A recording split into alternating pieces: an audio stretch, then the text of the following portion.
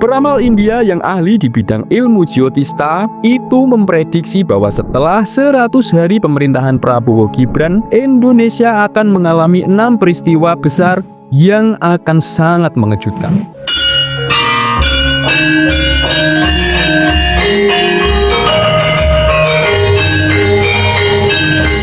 Assalamualaikum warahmatullahi wabarakatuh. Salam sejahtera, salam rahayu untuk panjenengan semua.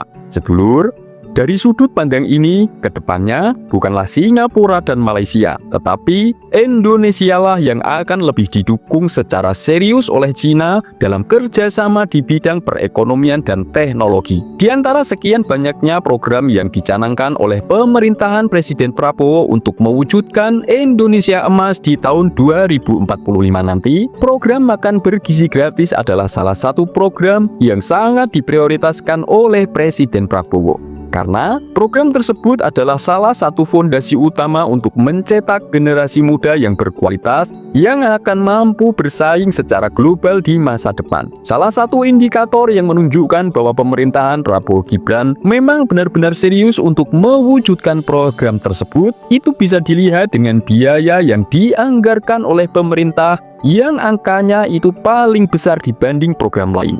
Bahkan, untuk membiayai program prioritas seperti makan bergizi gratis ini pun, Presiden Prabowo menginstruksikan jajaran di semua kementeriannya untuk melakukan efisiensi anggaran, bahkan juga memangkas APBN 2025 hingga 306,6 triliun rupiah. Di balik program makan bergizi gratis yang sebenarnya, ini adalah salah satu program yang dulu juga dilakukan oleh pemerintah Inggris, pemerintah Jepang, bahkan juga India. Siapakah negara-negara yang memiliki hubungan diplomatik dengan Indonesia yang sangat mendukung program makan bergizi gratis pemerintahan Prabowo Gibran ini? Apakah negara-negara tetangga seperti Malaysia atau Singapura? Ternyata India dan China adalah negara yang paling terdepan mendukung Indonesia dengan program makan bergizi gratis ini. Karena sejak bulan Juli 2024 itu, pemerintah India sudah membuka pintu kerjasama dengan Indonesia untuk membuka pilot project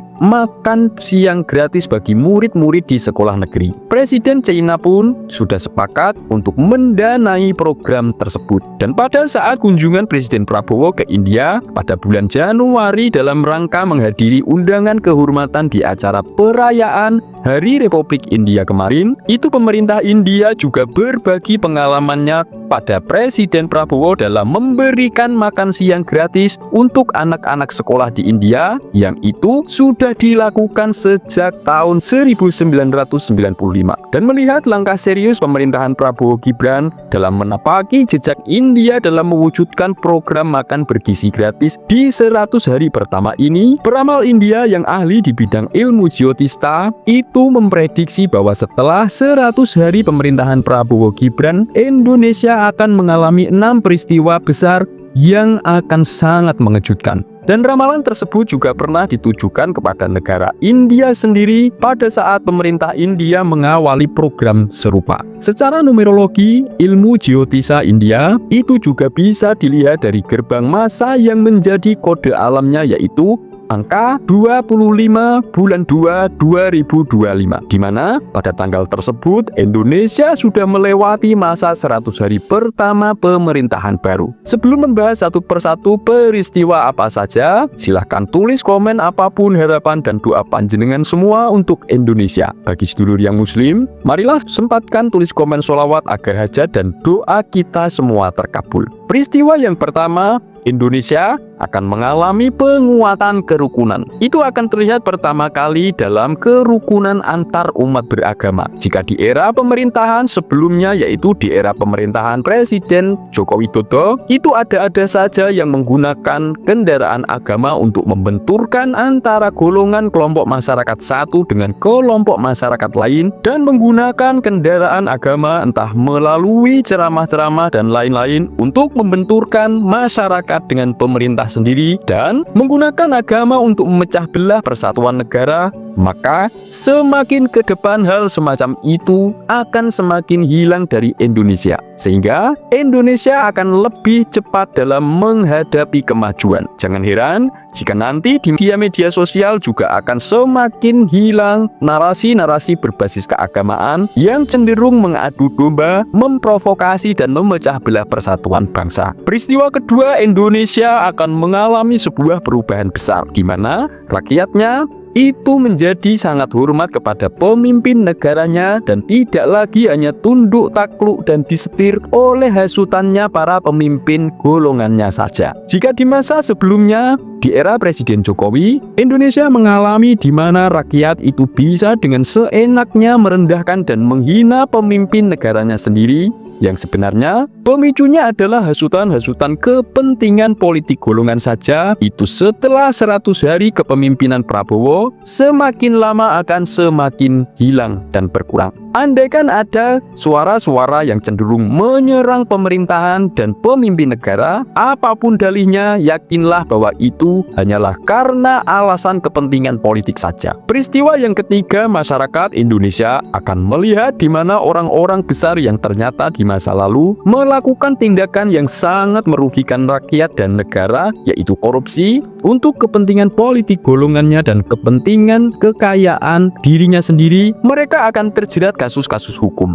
Berawal dari para penegak hukum yang memiliki jabatan-jabatan tinggi, lalu berlanjut pada tertangkapnya para tokoh-tokoh politik besar dari partai-partai politik. Ini akan terjadi semenjak melewati 100 hari pertama, tepatnya setelah melewati tanggal 25 Februari 2025, akan semakin bertambah banyak oknum-oknum aparat penegak hukum dan politisi besar yang terjerat kasus korupsi. Peristiwa yang keempat, di saat kondisi ekonomi dunia mengalami ketidakstabilan, di mana puncaknya adalah di pertengahan tahun 2025, Indonesia akan menggegerkan dunia dengan kemampuannya mempertahankan kestabilan ekonominya. Tetapi setelah semenjak 100 hari pertama pemerintahan, penguatan ekonomi di Indonesia itu akan cenderung berawal dari tingkat masyarakat bawah, dari pedesaan, terutama dari luar Jawa di sektor pertanian dan peternakan juga perikanan. Lalu disusul dari sektor perkebunan dan pertambangan. Peristiwa kelima, merapatnya negara-negara Uni Eropa yang ramai-ramai berdatangan ke Indonesia untuk berusaha menjalin kerjasama, yaitu kerjasama dalam bidang suplai produk turunan dari nikel. Di antaranya adalah kebutuhan suplai bahan komponen otomotif yang dihasilkan dari nikel seperti baterai litium kendaraan listrik dan lain-lain. Juga suplai bahan bakar energi terbarukan seperti biodiesel yang diproduksi dari kelapa sawit. Jika di era pemerintahan Presiden Jokowi, Uni Eropa adalah negara yang menyerang dan menuntut Indonesia di WTO terkait ekspor biji nikel, jangan heran jika nanti sejak pertengahan 2025 suasananya akan berbalik. Indonesia justru akan disembah-sembah oleh negara-negara Uni Eropa. Peristiwa yang keenam, Indonesia akan mendapatkan kepercayaan besar dari negara-negara yang tidak pro dengan Amerika. Melihat kemampuan Indonesia menjaga kestabilan ekonominya sejak terjadinya COVID-19 dan imbas dari adanya perang yang membuat perekonomian dunia tidak stabil, itu semakin membuat negara-negara lain percaya dengan kekuatan ekonomi Indonesia. Dan dari adanya kepercayaan tersebutlah Indonesia ke depan akan membuat banyak para investor besar dari negara-negara lain tertarik untuk berinvestasi di Indonesia. Meskipun saat ini yang masih menjadi penghambatnya adalah masih semrawutnya sistem birokrasi dan ketidakpastian penegakan hukum serta mental korup para pejabat. Tetapi dibalik adanya kebijakan digitalisasi dalam sistem birokrasi yang sudah dilakukan oleh pemerintah Indonesia sekarang ini, itulah yang akan membuat Indonesia ke depan kembali mendapat kepercayaan publik internasional ke depannya. Dan itu jugalah yang akan menjadi salah satu penyebab percepatan peningkatan ekonomi Indonesia. Semoga ini bermanfaat. Wassalamualaikum warahmatullahi wabarakatuh.